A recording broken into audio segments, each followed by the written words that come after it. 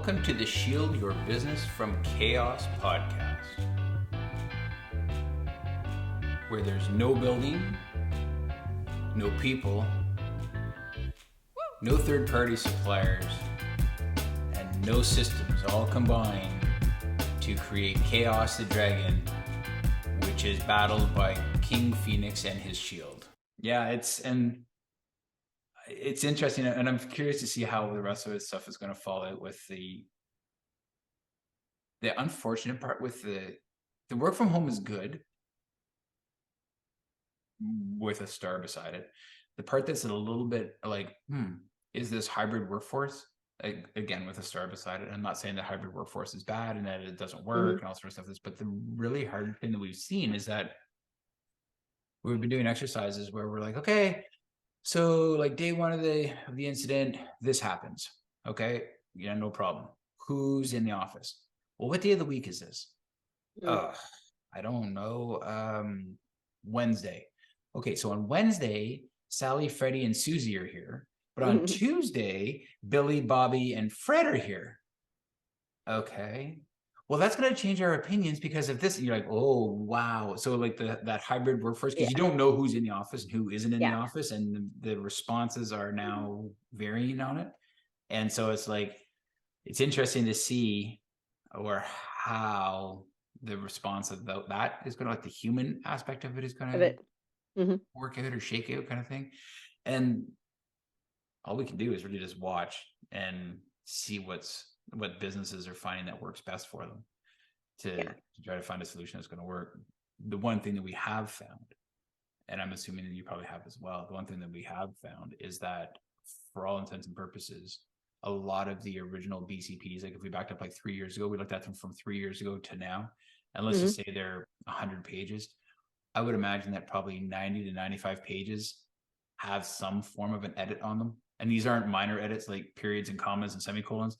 These are like wholehearted, like complete rewrites of entire paragraphs and pages are all new. And some sections are like just completely thrown out from a few years ago, where I remember with a call center that they would send, if they had an incident or whatever, if it wasn't life threatening, they would send half the call center home right away and the other half would stay there so that they could answer the phone calls.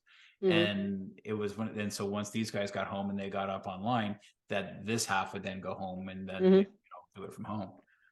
Well, now most call centers are working from home in the first place. They're all doing it with soft phones. They're not doing it they're not worrying about that commute time back and forth from the office kind of thing or whatever. And it's very interesting to see how all of it sort of shakes out and to see how they're going to manage things. And it's just interesting to see the response or the solutions that different businesses have come up with.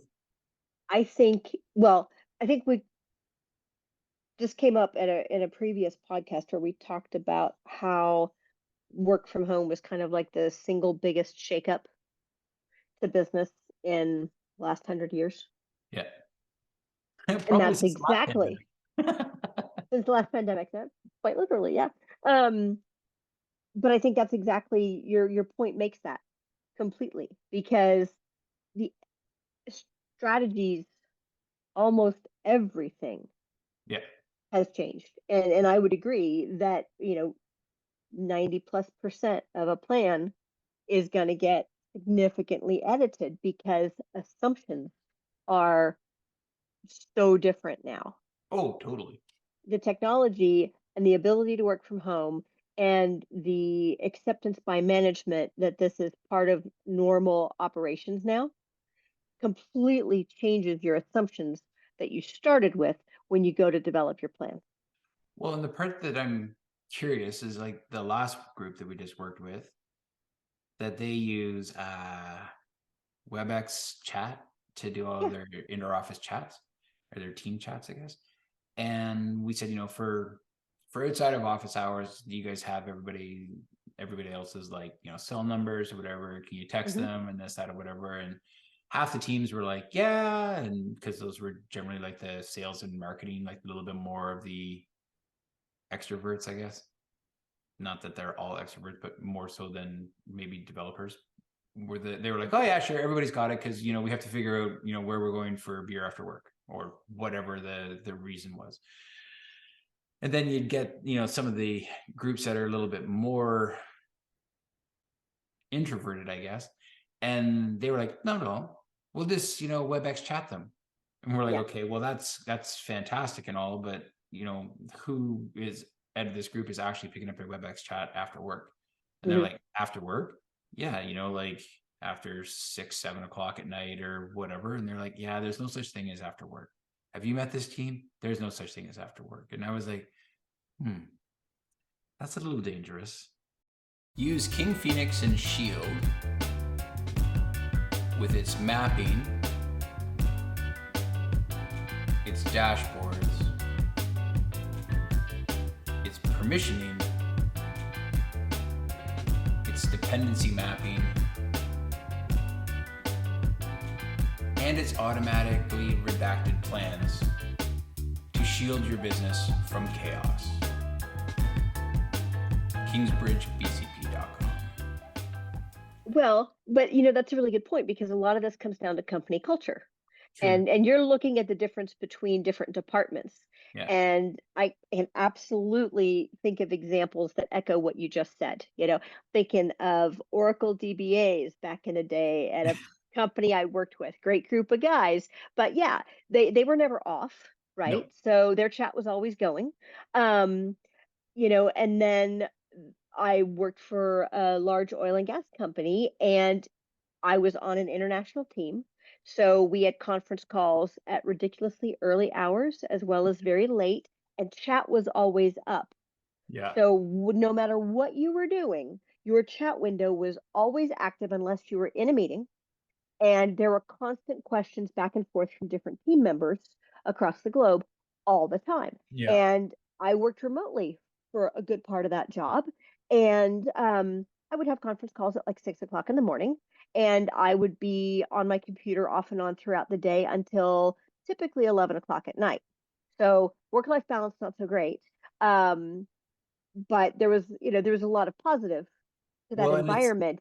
But the communication part is that if you asked them, that team, about their plan and response, those people would all be connected like literally 24/7. Yeah. Because they had a follow the sun model. Yeah. And the actual cultural practice was chat was always open. Well, the part that's interesting to see is that so 2 points, I guess, is that on the work-life balance is that if you're working 9 to 5, you're at the office, that's fine. You can't do laundry or groceries or whatever during the middle of the day. Yeah. However, you have your evenings and weekends are yours. Work don't bug me. This is what I'm doing. But in this new, I'm going to call it a small business model as opposed to a hybrid model, because it's kind of how all small businesses pretty much ran or run, is that if you've got to flip a load of laundry at 10 o'clock, just because you put it in that morning or whatever, you take the 10 minutes out of your day and you go off and you flip the laundry, and then you come back and you work for another couple of hours, and you go off and you do groceries, and you come back and you go and you do, I don't know, mow the lawn or whatever you're doing, like whatever your to-dos are. But all of those 10 to 15 minute chunks that you're taking out of the day, you pay them back that evening with 10 to 15 minute chunks, because you noticed at 8:30 at night, somebody somewhere in the globe put a 1 on your screen because they have a chat thing or whatever. No, you're not going to sit down at 9 o'clock or 8 o'clock at night and write War and Peace for 3.5 hours. I mean, if you do, you better check that with your family, because you're probably annoying somebody. But B, also, why didn't you get it done during the day?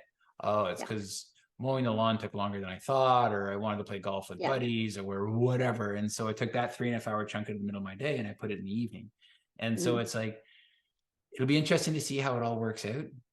The group that I find that's interesting to work with is a global call center group that we work with, that the manager for the department is in the Philippines. I think he's in Manila. Mm-hmm. The girl that we work with is in Scotland. Mm-hmm. And I'm in the East Coast in Canada. Yeah.